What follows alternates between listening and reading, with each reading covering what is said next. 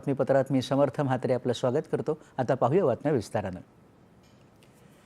गुवाहाटी इथं पंतप्रधानांनी 19,500 कोटी रुपयांच्या विविध विकास प्रकल्पांची पायाभरणी आणि लोकार्पण केलं।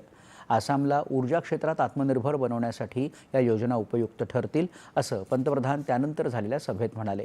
यावेळी पंतप्रधानांनी किसान सन्मान निधीचा 22वा हप्ता देशभरातील 9,30,00,000 शेतकऱ्यांच्या खात्यात जमा केला।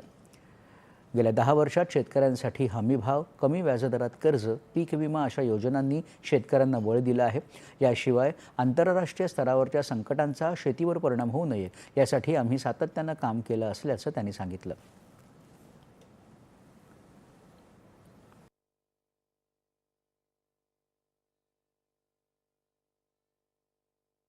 साथियों, बीते 11 वर्षों में देश के किसान के इर्द गिर्द बीजेपी एनडीए सरकार ने एक मजबूत सुरक्षा कवच बना है।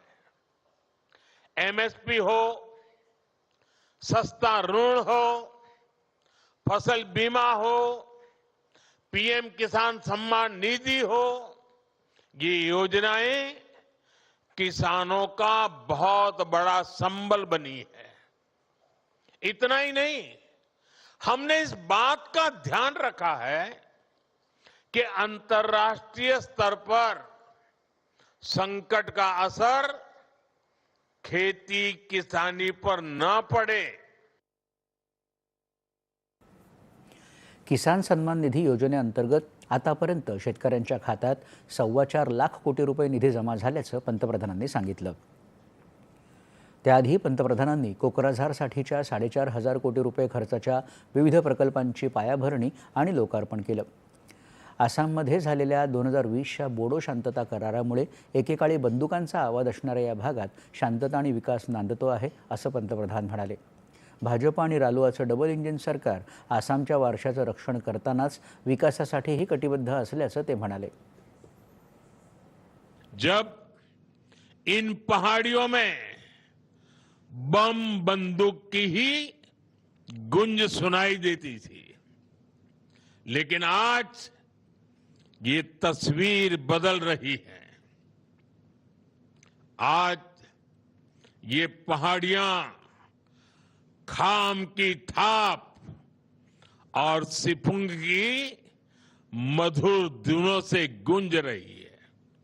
भाजपा एनडीए की डबल इंजन सरकार भी असम की विरासत के संरक्षण और असम के तेज विकास दोनों के लिए निरंतर काम कर रही है।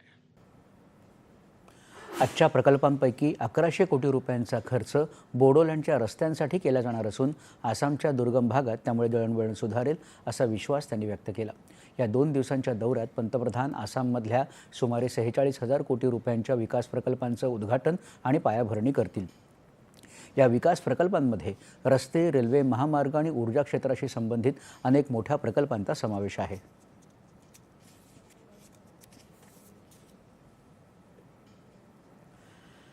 विधान भवनातून मुख्यमंत्रीही ऑनलाईन पद्धतीनं या